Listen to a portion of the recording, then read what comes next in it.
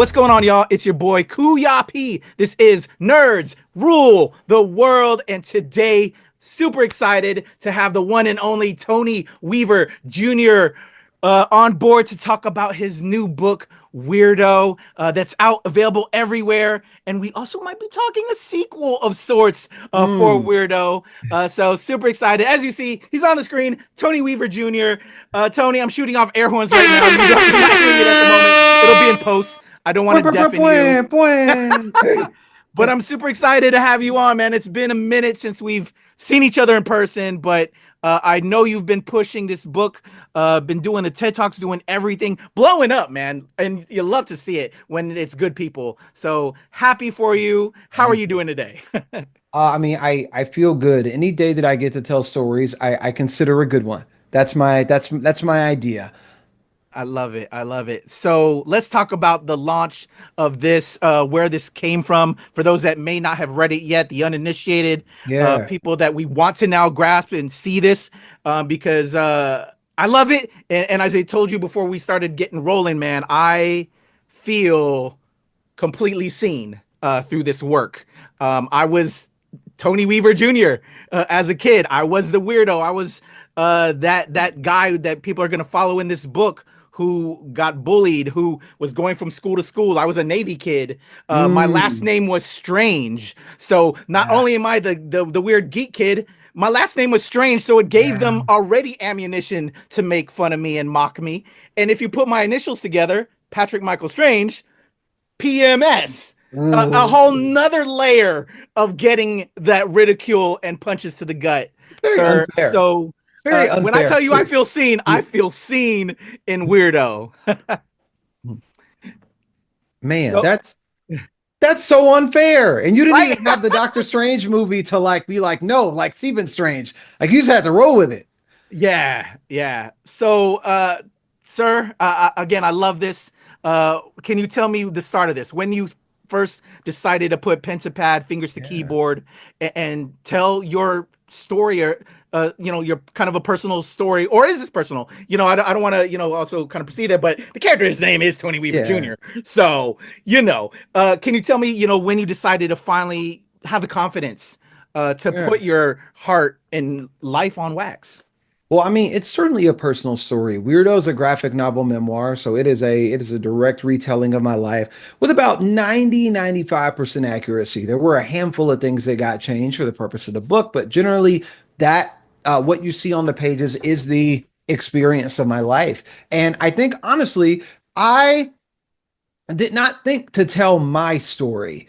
The way that I was raised was to make sure that I was humble. And for me, I have this weird thing about taking up space where I'm like, I don't want to take up too much space. I don't want to center myself. I don't want to make everything about me, right? Like, you can name about 100 different scenarios where a random celebrity decides, I'm going to start a production company and it's going to be called My Name Productions because it's my name and I'm doing the productions. Stuff like that. I've always been like, I want to rally people around an idea more than just me. But as I looked around, kind of as I started ideating at what young people were dealing with, the kind of issues that they were navigating pertaining to mental health, pertaining to mental wellness, pertaining to self-love and self-esteem, my story felt like something that could be a tool to help. So I kind of went against my normal inclination to decenter myself. And I instead said, well, this is a story that I know really well because I navigated it, and I'll tell it because I think it can help somebody. I love that. And I completely agree. And we are thankful for it. So you're putting pen to pad. So you have the self-confidence now of what that statement of what you just said to do it. But then actually, all right, I'm going to do it. You realize, okay, I need to help myself, help everyone else, put this on wax, but then actually doing it. How long did it take? Did you hit any blocks constructing it? Did you do an outline? What was that like?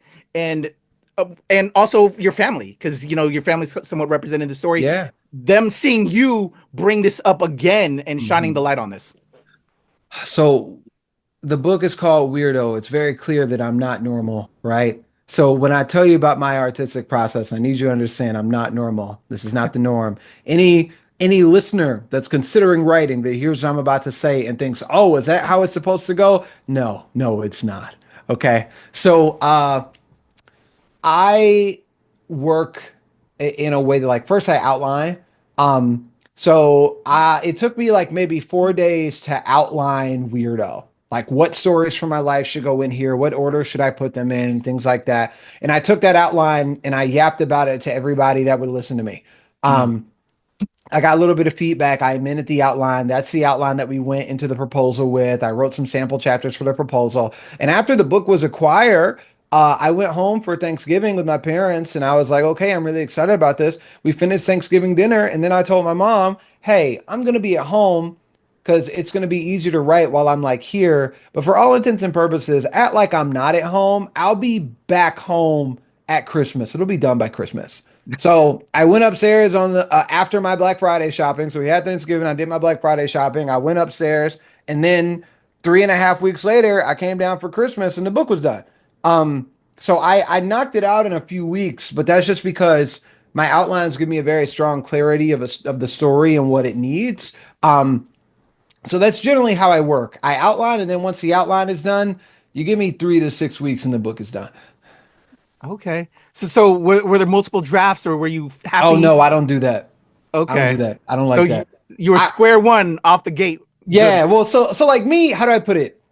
Most of the work that would happen in revisions happens in my outline. Because like you Mm. write something out and then you look at it and you go, oh, this doesn't fit, or oh, this could go here. No, I do that. I do that in the outline. The outline gets like super, super detailed. I need to have a very clear understanding of where every piece goes. I'm like a measure 10 times, cut once type of writer. Because I like love here's it. here's the thing. I love writing. I'm super passionate about it. But the joke that I tell is that I am also unbelievably lazy.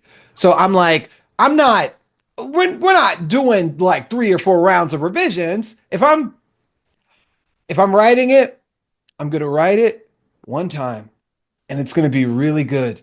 And there may be like a few like edits or facelifts or things like that, but some of my peers they'll write something and be like, I got to the end and then I realized I had to cut like 10,000 words. And I was like, don't know that experience, don't know her, have never encountered that before. I love it. I love it. All right. Well, then, with that said, did you not take a moment after you just laid those finished words on, or maybe stepped away from it, went back to look at it? Did you amaze at your genius, brother? I stepped away from it for a few weeks and I came back to it. I was on a train from DC to New York. And I pulled it up on my laptop and I read through it and I was like crying on the train in the quiet car. It's always really funny. It's like it's the quiet car. It's like we can't talk, where people looking out the corner of their eye like, what is going on with that guy? Is he what's he doing? What's he got going on? Um so that's I took some time to look at it, but I think from the moment I finished writing it, I was like, I want to see it on the shelf. For me, the Mm. work's not done until it's in the kids' hands because like that's who I made it for, you know? I love it. I love it. And agreed. It's so beautiful, and I'm happy you love it as much as we love it, and so thankful that we have to receive this. Because right now, I'll tell you, we're living in a crazy world. I'm sure you already know. I live in DC still. I don't think you said you still live in DC or not, but it's a crazy world, and books Yeah. like this are so are just so as important as ever, with everything going on. And so I want to thank you for that. And as a person of color, with a lot of our work being taken away right now, again, it's just so necessary. But I also want to just touch upon that important aspect of that. Because we don't always open ourselves to that. I think this is a very universal book that you've Hmm. made that everybody can connect with. But for our community of people of color, how necessary it is, and how important it is. What has that reception been for you, from other people of color and in the community, that we have this? Well, let me first say that I completely understand what you're saying. Mental health is something that is universal to everybody. Like strong self-esteem, self-confidence is something that every child needs.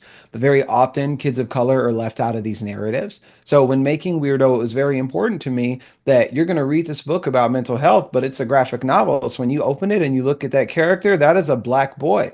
You can't like Hunger Games it where she tells you a character is black and in your head you like imagine her as something else. It's like, no, that's a black boy. And he's struggling with some of the same things that you're struggling with. So in order for you to understand the story and engage with the subject matter, you in some way have to learn how to empathize with the character that's sitting in front of you.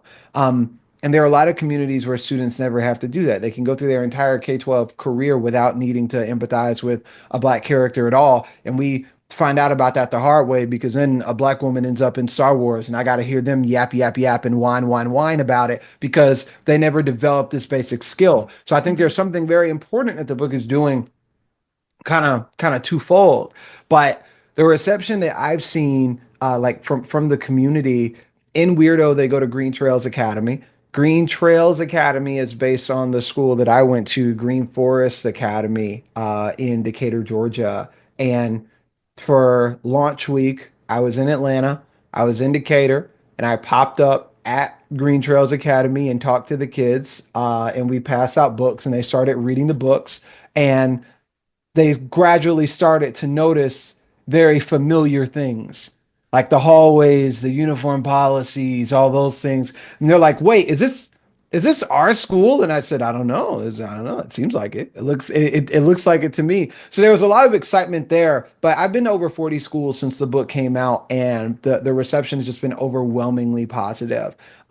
Every kid picks up on something different. There are a lot of memes and Easter eggs hidden in there, so every kid picks up on something different.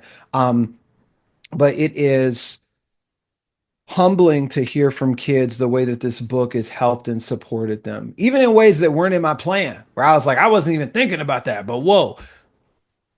Definitely. You should be very proud, Tony. You definitely should be very proud.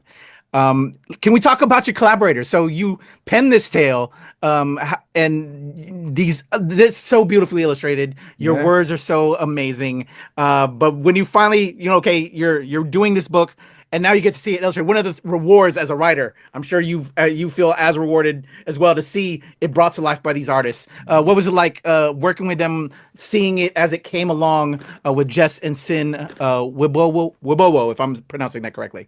So Jess and Sin are twins. They're based in Indonesia, and they're just really, really good at what they do. Like aggressively good at what they do. I spent maybe 6 to 8 months looking through portfolios trying to find something that like fit the way that I wanted it to. And they were just top notch. There's a specific level of care and attention to detail that they bring to every page, to every character. And I think that's kind of what gives the book its magic. We don't have a book without them, right? Um, like one of the early conversations was, I was like, okay, so they're drawing the book, but they're not black. Do they know how to draw black people? Our palms Mm. are different colors. Our top lip is normally a different color than our bottom lip. The hairline has to be straight, or else it's going to be an issue. Yeah. And there was a very clear embracing of cultural understanding for what it means to draw a school full of black kids. And I just think they were great artists. They were great partners. They did an amazing job on the book. I don't think the book creates the impact that it creates if anyone else is drawing it other than them. Wow. Beautiful and well said. As comic fans, I'm sure we both know we've seen the gamut of artists that don't exactly always interpret the Yeah, community right. So, yeah. well done. Shout out to them. And again, beautiful, amazing. We touched upon it a little bit earlier. So, I'm excited. I've read the book and know I want other people to check it out. I have the links to all of Tony's work and uh, everything in the description below. Please support, follow my brother until the next book drops. So let's talk about it because I know everybody that has already read Weirdo wants to know what's Mm. up with Weirdo 2. Where are we going with it? When can we expect it? Can you talk to me about Weirdo 2, sir? It's a question that I get a lot.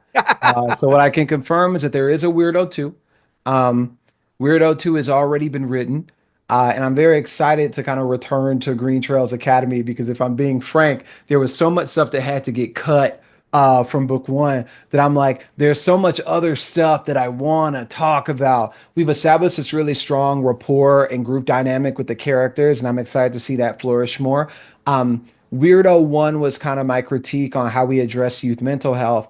Weirdo 2 is my critique on the standardized testing system and how it creates these kind of undue pressures that we leave kids to deal with instead of fixing our systems. Like instead of fixing our problems, we kind of just pass them on to the kids. And we tell ourselves that since they have to deal with our problems, it'll make them better people. They'll learn how to persevere. They'll have grit. They'll be better. They'll be tougher. When it's actually, we don't want to solve the problems that we created, and kids don't have the agency to operate outside of these systems. So there's a lot of stuff that's being explored there. The deepest inspiration from real life for Weirdo 2 is at the school that I went to, Green Trails Academy. It was on the campus of a church, and the school, we had like 6 buildings, and in Weirdo, you only see the inside of 2 of them. So at the end of Weirdo 1, we get this large influx of enrollment, like a bunch, like new kids show up. So that means that there are new kids. That means we need more room. So Tony's like, I'm coming back to this school like I'm not a new kid anymore. But when you're not a new kid, but majority of the student body is new, it actually means all of you are new kids. You kind of got to start. You got to start from the beginning again, because there are so many people that you don't know. They're new to you, but you're also new to them. So we got new kids, we got new environments, we got new teachers. The thing that I'll share about Weirdo 2 that I have not shared with anybody else. One of my most favorite things is that I managed to sneak a joke about oxtails in there. And for me, Jamaican oxtails. It is like one of the funniest things I've read. Like the specific place where it pops up, I'm like, this is ridiculous, and I love it. Oh, amazing. Tony, I have to tell you, as a fellow creative, I got in this business to entertain, but also inspire and educate. Sir, you are doing that in every way. So I will always gladly give you an open door to come talk with me and inspire and just do what you do, because I'm here for it, and you're doing it so well. Thank you so much for your time, Tony, and really appreciate this work. And I know it's going to mean so much to so many people, man. Continue to do what you do, brother. I can't wait for more. Thank you so much for your time. I'm grateful. Definitely. Everybody, Tony Weaver Jr., Weirdo, is available right now. All of his links are in the description below. Please go show support and pick up Weirdo 2 when that drops. And hopefully when that drops, Tony, you can come back through so we can talk all about the release and everything else. 100%. My guy. Tony Weaver Jr., I'm Kuya P. Nerds rule the world. All right, there's a cut, Tony.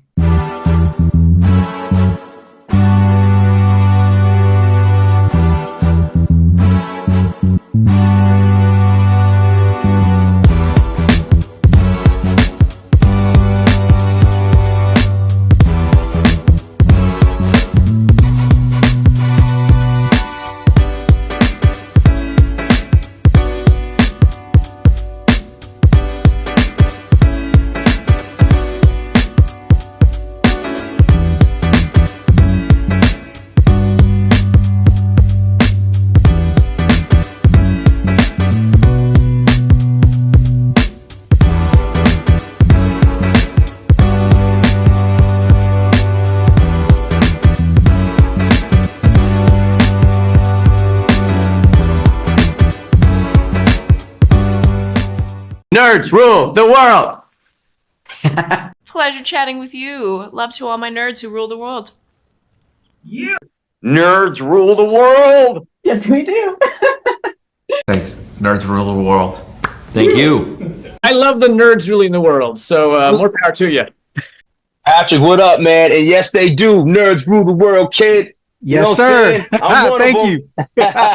Awesome. Kuya P, nerds rule the world. Hello. Yes, they do. Yes. Oh, Nerds rule the world. I got. It's in the title of your show, like Nerds rule the world. Like, I want more Black weirdos on screen, and I don't feel like we ever get to see that very much. Thank you so much. Nerds do rule the world. Yes. Thank you. Thank you. Nerds rule. Love it. Hello, Sarah. Hello, Julian. Yes, nerds rule. Yes, nerds. Rock on. I love it. Thank you so much. It's good to see you. I love Nerds Rule the World. But yeah, there's a heavy nerd component, man. Yeah. And at the end of the day, if you ask me, nerds rule the world. So Absolutely. And you're right. Nerds do rule the world. We're just the best. Yes. Thank you, Thank ladies. you so much. Yes. Thank you, guys. Bye. It's your boy Kuya P. Nerds rule the world. Thank you so much, guys. I appreciate you. Do. They rule the world, all right. Yes. Take care, Tony. Thank you, guys. We are recording. All right, here we go. In a 1, 2, 3.